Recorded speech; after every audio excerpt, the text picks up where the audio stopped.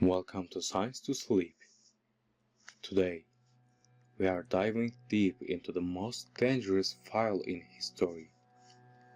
We are talking about Jeffrey Epstein. But this is not the story you already know. Based on the massive 2026 leaks, we are uncovering the hidden layers, the blackmail tapes, the secret laboratories, and the dark rituals of the global elite. Lower your lights and prepare your mind. We are exposing everything. Let's start in New York, Upper East Side, Manhattan.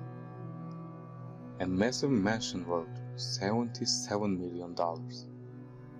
But this was not just a house, it was a digital trap. Inside the mansion, investigators found a secret vault. This room was filled with hard drives and videotapes. Why? Because Jeffrey Epstein understood one thing about human biology. Fear is the ultimate controller. The files shows that every guest room was a recording studio. When a high-level politician, a famous prince, or a wealthy CEO entered these rooms, they thought they were safe.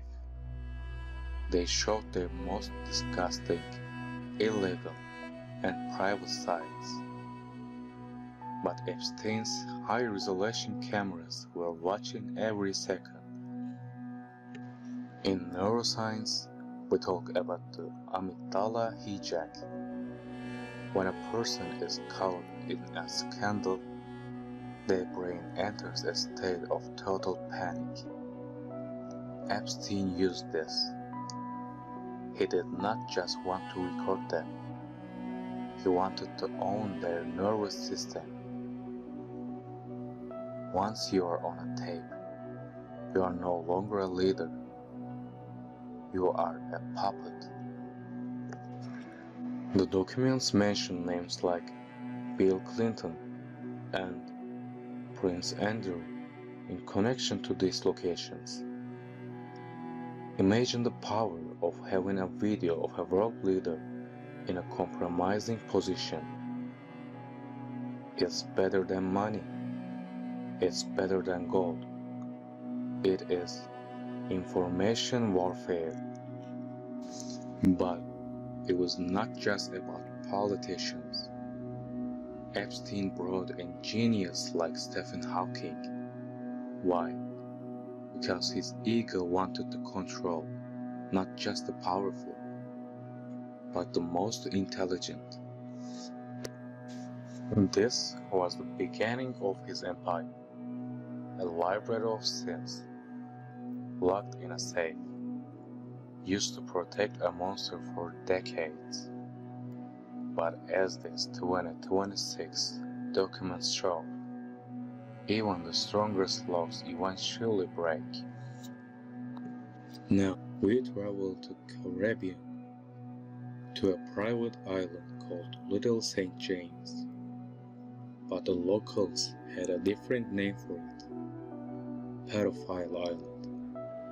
To get there, Epstein used his private Boeing 727, known as the Lolita Express.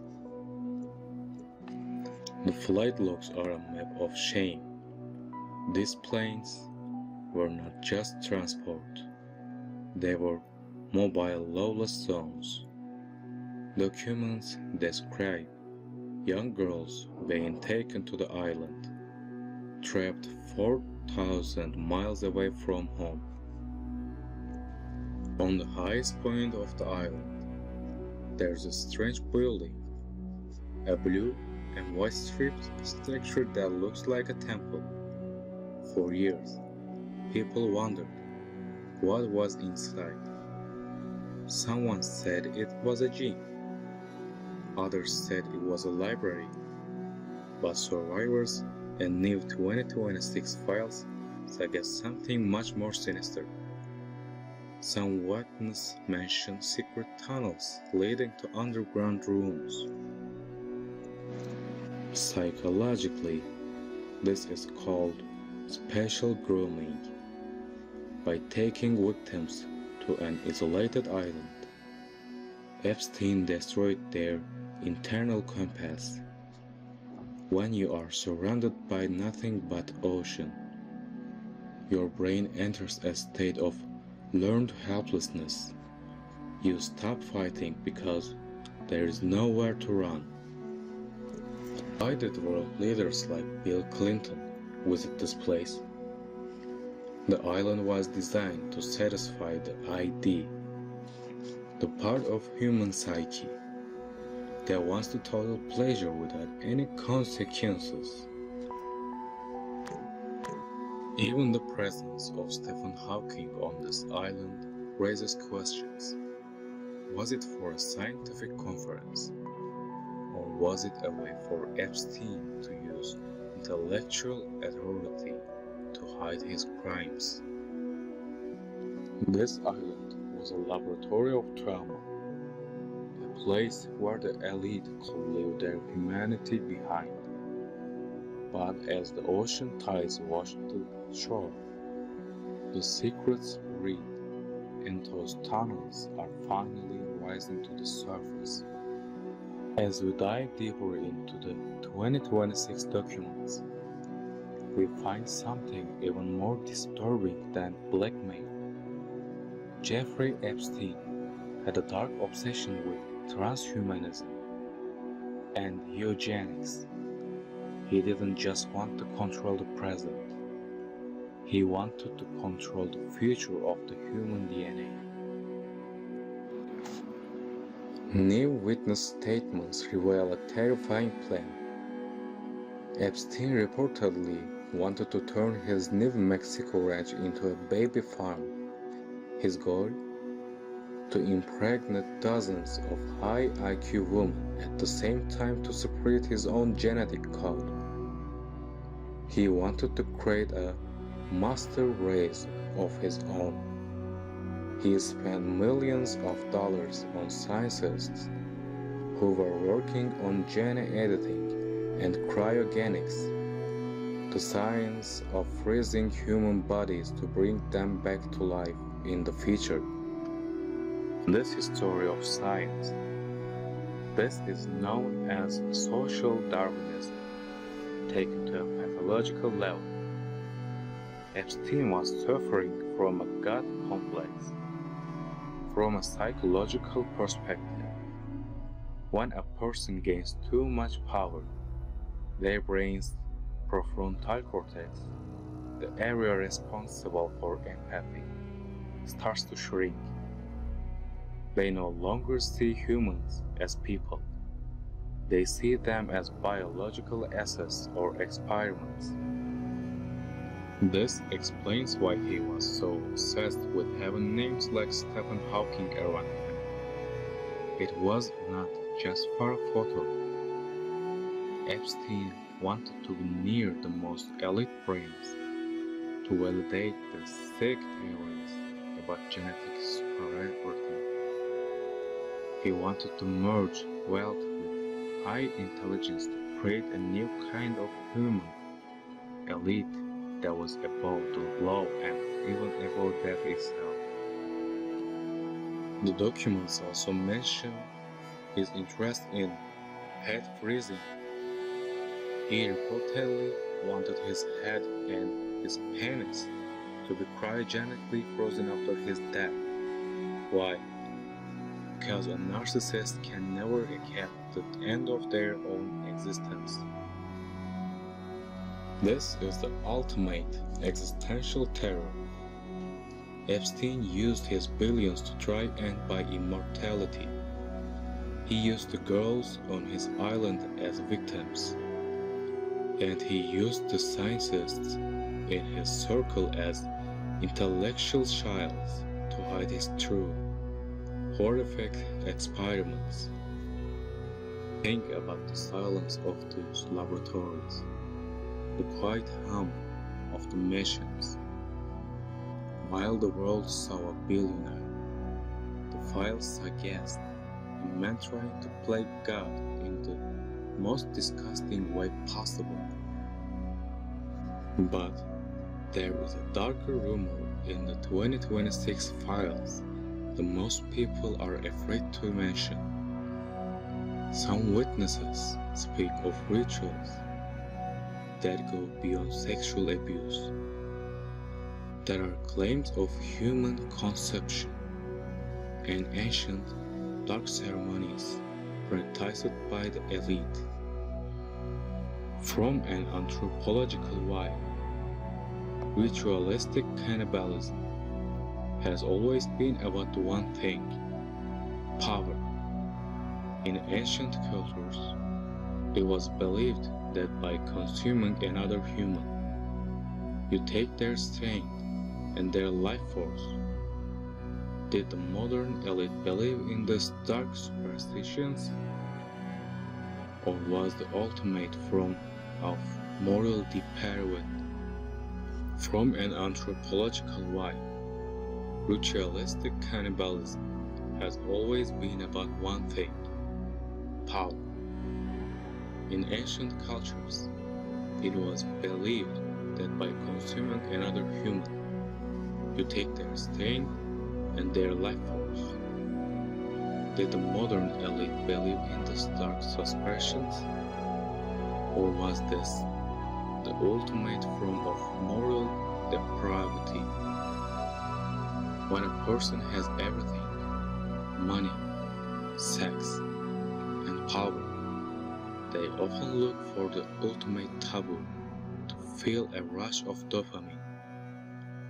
This document suggests that for Epstein's guests, there were no limits, no laws of God, and no laws of man.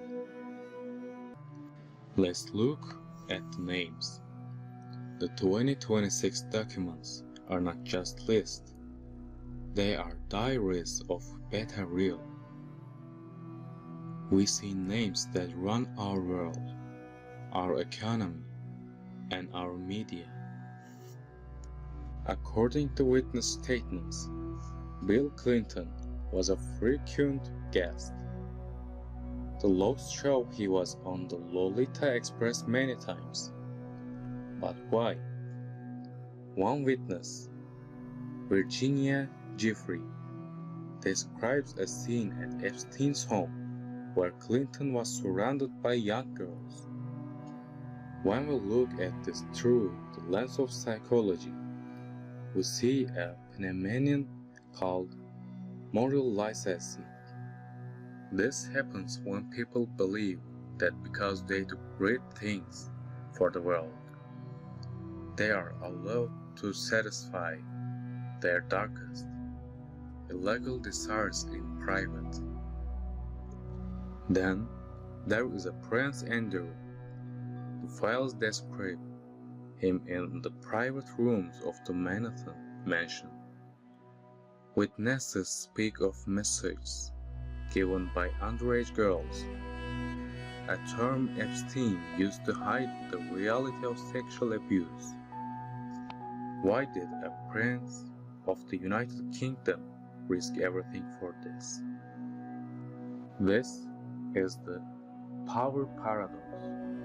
Studies in social psychology show that as people gain more authority, they lose the ability to read other people's emotions. They start to see others as tools for their own pleasure. The brain's mirror neurons, the cells responsible for empathy, basically shut down. But the list doesn't stop there. Bill Gates and his meetings with Epstein have also come under the spotlight. While Gates claimed these meetings were for philanthropy, the documents suggest a much closer connection. Epstein was a master of social grooming. He didn't just groom victims, he groomed billionaires. He created an environment where these men felt like they were part of an exclusive, secret club that was above the reach of the law. This is a classic case of group thinking in a high-pressure environment. When everyone around you is participating in the same dark activities, your brain stops seeing them as wrong. It becomes the new normal.